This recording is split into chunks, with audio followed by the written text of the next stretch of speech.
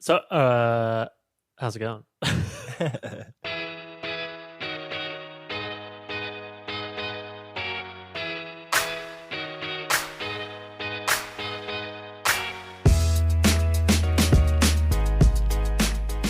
Welcome to episode 369 of the Design Details podcast. I'm Brian Levin. Nice. I'm Marshall Bach. Welcome back for another episode. How you doing, Brian? Fantastic. I played Overwatch for the first time in like 5 months because I was gone without access to a personal computer device. Gaming Windows. Gaming PC. Thank you. Yeah. And so I played Overwatch for about 7 hours today. It was awesome. Amazing.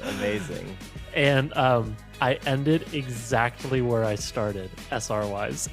So 7 hours well spent. I consider that a win, man. That's like it's like going to the casino and breaking even. Like that's a good day. Yeah. But yeah, man. God, that game is so fun. Jealous. My work setup has taken over my gaming desk, and I basically don't have a gaming PC setup anymore. I still have my PlayStation and Xbox hooked up to the TV, so I can play those. But yeah, no more PC gaming for Marshall. And I need to figure something out for when Cyberpunk comes out in here in a few weeks, because that's going to be important. You're going to need another desk, I guess, right? A work desk and a game desk. Yeah, I don't know what I'm going to do, man. Play on a console. LOL. Oh, you... No, don't do that. All right, should we get into it? Yeah, let's do it. All right, we got a couple Golden Ratio supporters this week, making the show possible as always. Huge shout out to Curiosity Stream. Curiosity Stream lets you learn about any topic. It's the first on-demand documentary streaming service. There is always something new to learn with thousands of award-winning documentaries. To get started, go to curiositystream.com/design, and you can sign up for a year of streaming for just $14.99. Thank you, Curiosity Stream. We're also supported this week by Float. Float has been a lifeline for teams working remotely in the year of COVID, 2020, this long one, the year that was 10 years. But luckily, teams have Float. Float lets you keep your team working on schedule and up to date about when and where you are working. It is just a resource planner for the remote age. Learn more at float.com/design details. Thank you, Float. Thank you. We also have some new VIPs this week. Huge shout out to our very important pixels, Yorn. I'm going to go Yorn. Yeah. J, but just the letter. Maybe it's yeah. Yeah. Because if Jorn is Yorn, then maybe this is just yeah. Yeah. Thank you, yeah. Braden Sweeten. And longtime friend of the pod, Alteric Ingram, Al, previous guest on the show, episode 128. Nice. Al was on an episode That's a good number, too. With Ben Mingo called I Call Shotgun. That was a long time ago. And yeah, nice round number. So welcome to the fam, Al. Welcome. If you didn't know, we're a listener-supported show, which means that listeners like you make this show possible every week. Pays for our software, our equipment, and the time it takes to put the show together every week. We're on Patreon at patreon.com/design details. If you go there, you can support us for just $1 a month. We wanted to make it really approachable and accessible for everyone. And when you support us, you'll get access to a supporter-only segment called the Sidebar. Sidebar. It's like basically like half the episode, usually every week. It's like an extra listener question, an extra cool thing, a design tip, or a story from Marshall and I's sort of day-to-day work.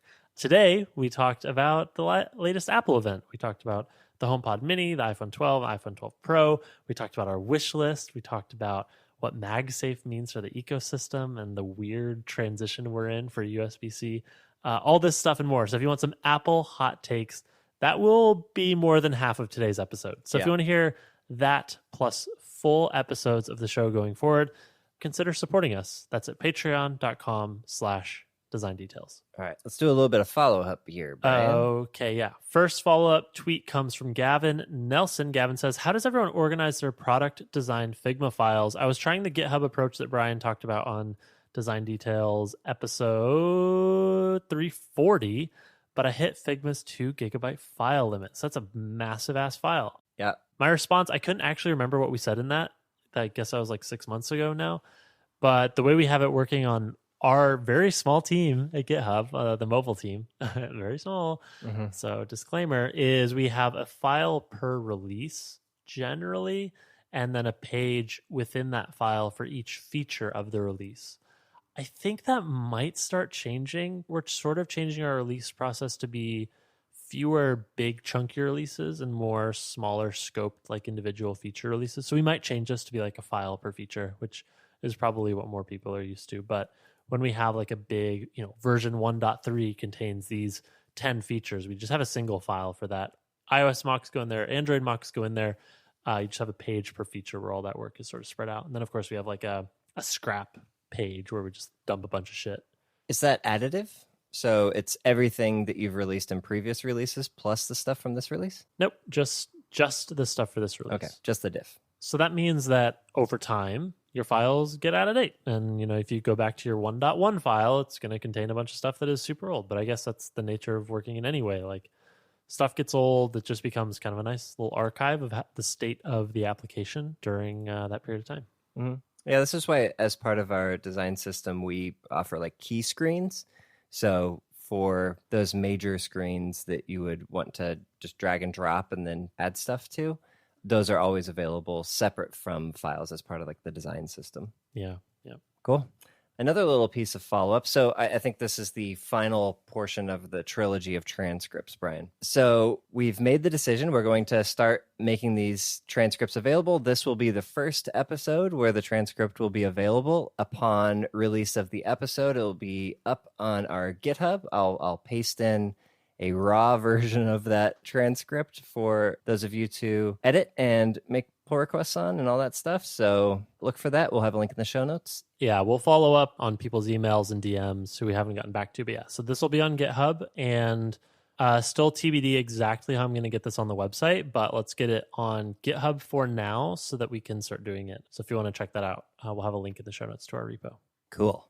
Tweets? Yes, tweets. All right, we had a tweet this week from Marvin, who says, I'm doing a work journal every day for some weeks now, and it feels so great. It's a brilliant way to, 1, document what you're working on throughout the day, and 2, look back at what you've accomplished. Thanks for the recommendations. Credits to Marshall Bach. Hey. That's nice. Yep. Yeah, man. It's so good. Work journaling is great. I admit I have missed some days, but I generally keep it up. I'm hitting like maybe 3 days a week. And sometimes I just forget, or I like have a day where I don't have meetings, which is also a reason for me to miss a day.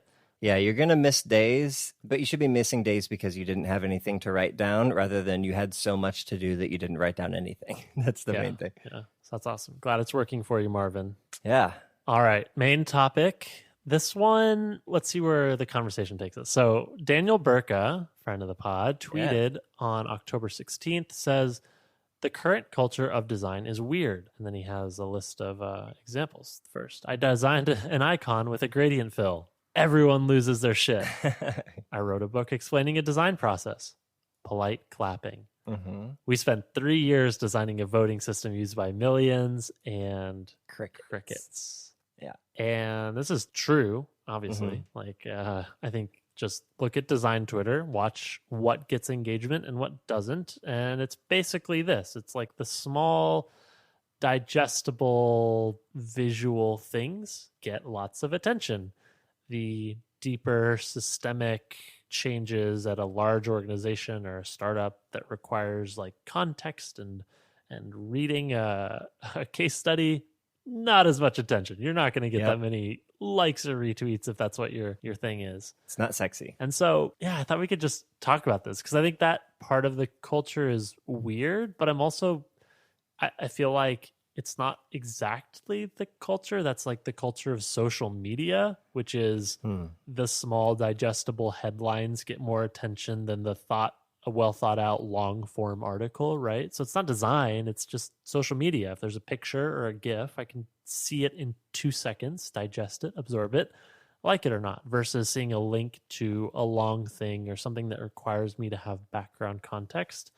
I'm more likely to just scroll past it. And I think, it's not great that we exist in that world, but it seems to be sort of the state of social media and the way we consume information. So I don't know. How did this tweet and I guess my follow-up explanation, how does that strike you? Yeah, I mean, this feels accurate, especially with the caveat of like the context of it that you provided. Yeah, I mean, it's a huge bummer, man. Like, I feel like it's the same thing that happens elsewhere. It's like, the bumper stickerization of everything, right? Like, Mm. what is digestible is rewarded, and what requires more depth is usually overlooked. This sort of reminded me of just a problem with not even tweeting about work, but like even sharing work internally. I think that this exists within an organization. Like if you share a flashy 2-second prototype that you made in origami, but it's got a really cool animation and emojis and all this stuff, it seems to get a lot more attention than, an internal case study or a deck that requires reading and thinking. And so that just made me think that when I'm solving for that problem internally, what's really important is to bring people along for the ride, which means usually spreading this kind of achievement or work or milestone out over a longer period of time so that people can sort of catch up to where you are with small digestible chunks of information. So rather than waiting an entire year and then just dropping this big bomb design of like, look at this huge system we made and it solves all these problems, click here to read more, and you have to like have paragraphs of background context. Instead, if you can break that up throughout this year, and you have smaller ships, you have regular sort of context setting moments. I'm balancing like the internal and external thing here, but I think it's all the same. Like, how can you just bring people along for the ride so that when the big moments happen, they already have this sort of story playing out in the back of their head about what you've been working on, the thought that's gone into it, the progress of it. They've seen some moments of evolution. And I think if you do that, there will be a bigger response. And I know that this is true because, the second example that Berka mentioned was like writing a book explaining a design process gets polite clapping. But I have seen people publish books that get wild response on social media. And what seems to be true about those moments is the people who wrote those books brought people along through the ride. They tweeted that they were going to write a book. They started tweeting out the titles of chapters. They would share snippets of their work in progress. They would, tweet on a Saturday that they're doing editing. They would like add all of these moments up over time so that when the book comes out, people understand what it took to get there and they're very excited for that moment. And I think you can be very successful on social media with those big splashes if you've done the work ahead of time. Yeah, you get people invested. Yeah. Yeah, this is something I've seen slightly related. Indie game developers on YouTube will put up, weekly or monthly updates, kind of summarizing everything that they've done, showing the advancements that they've made. And there are a few games that are in development that I'm actively watching, as they go along. And when they come out, I'll buy them because, like, I'm invested. I'm here for the development. I feel like I'm part of the process, even though I'm just watching. There's something very human about seeing process, right? And like when people are transparent about that, that's why I think designers love to see sort of mocks and prototypes, and nerds and developers love to see release notes. It's like we like getting this peek behind the curtain and trying to discern strategy and predict what the next move will be. And doing all of that, it builds people's investment in your work and makes it exciting. People look forward to that next moment. Like, oh, I wonder what's going to happen next. Becomes like a story. So those are my thoughts on this tweet. And there's, of course, a whole other sort of sphere of context here, which is just that I think, on social media, people have very short attention spans. And the work does fall on designers to capture that attention if they're trying to tweet something important or talk about some big system or something that is, I don't know, more in depth. I'm lacking the words here, but something that just requires more work to communicate. It's up to the designer to communicate in a way that is digestible and understandable and will catch people where they have a short attention span, but they're sort of pulled in. And usually I find this happening with people that will have some sort of like provocative opening statement. Then they'll say, thread, : and then the rest of the tweets fall into that thread. And that's a way to get people to at least have that initial engagement. They tap into the tweet. Now they're viewing the thread. Now perhaps they're more willing to go through those bite-sized chunks and get the bigger picture versus trying to capture all of that in like one tweet. It ends up probably sounding a little more marketing speak, or it might be too many characters and people kind of glance by it. So I think there's that. Like, if you want to have social media impact, you need to design your tweets to account for the way people reward content on social media. Mm-hmm.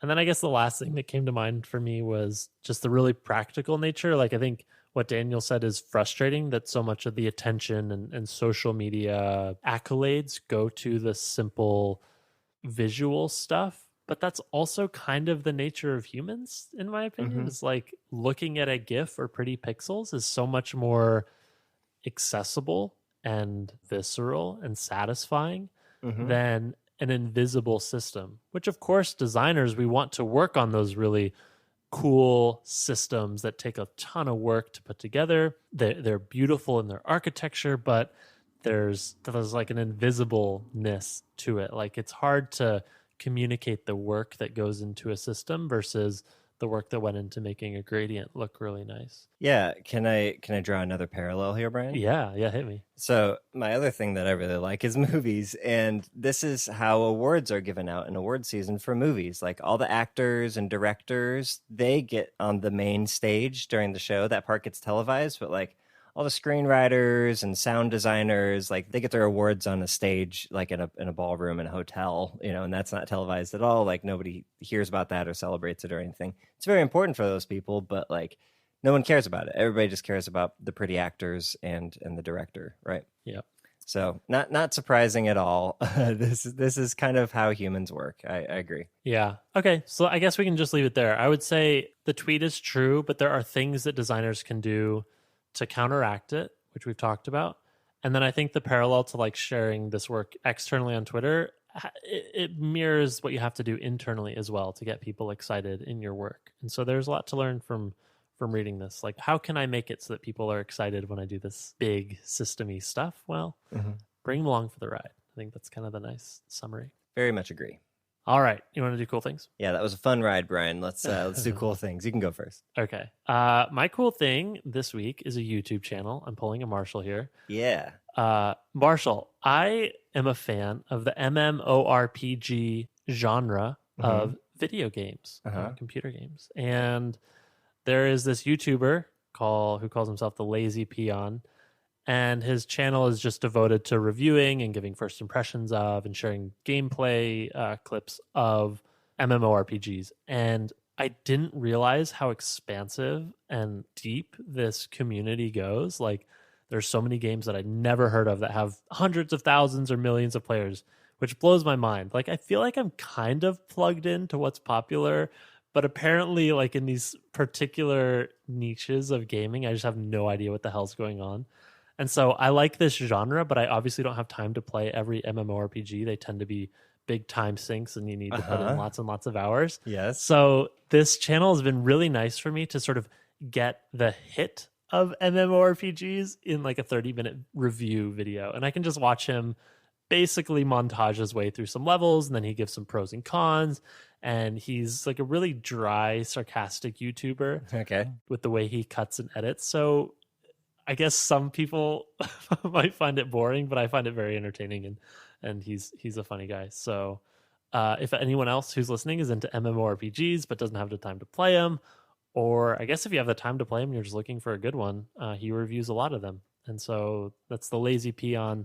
Link to the channel will be in the show notes. Cool. All right, hit me. All right, my cool thing this week is an album. Oh. Are you familiar with Joji, Brian? No, but I have clicked on your link in our prep notes, and I've never heard of this. Person? So, group?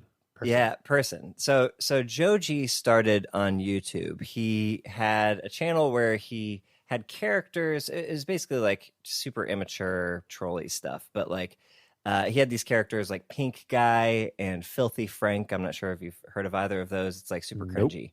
Yeah, don't watch it. It's stupid. But since then, he has started to develop a music career, and I think he even made an album as Pink Guy. It was just a bunch of really stupid like mumble rap songs or something. But okay.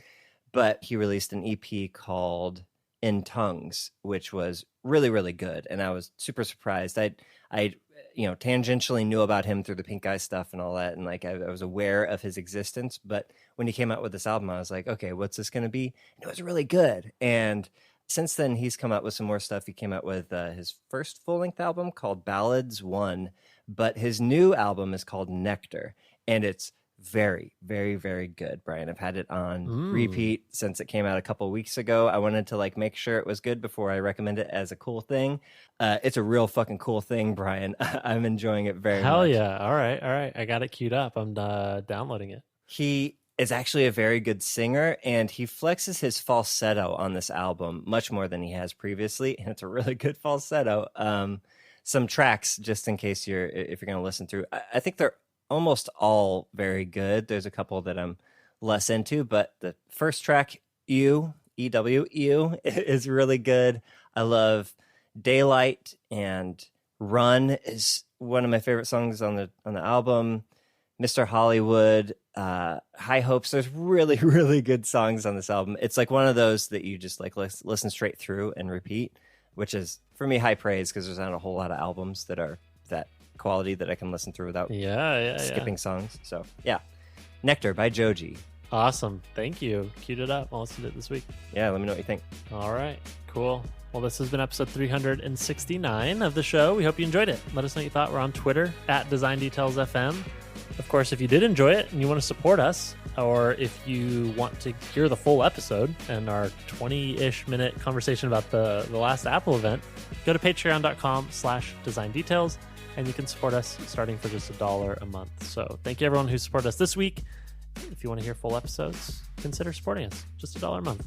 If you have a listener question for us, you can go to our repo. We'll have links scattered throughout our show notes this week because we're also going to be putting our transcripts there going forward. But feel free to ask us a listener question and we can talk about it in a future episode. Otherwise, just follow us on Twitter. We'd love to hear from you at DesignDetailsFM. And until next week, have a good one. Hasta la vista, Brian.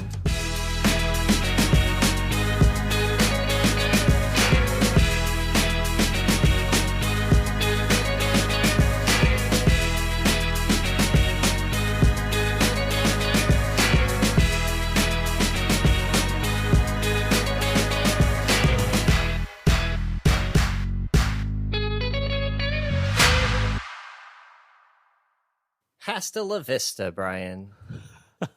Yeah, I like this. I'm into the theme of butchering foreign languages. I'm wondering if it's going to make you a lot of enemies. I hadn't considered that angle. I figured it was so obviously bad that it would appear intentional because it is. But also we have this stinger to let people know. All I'm saying is the deep fakes are coming. Okay. I'm just kidding. I like it.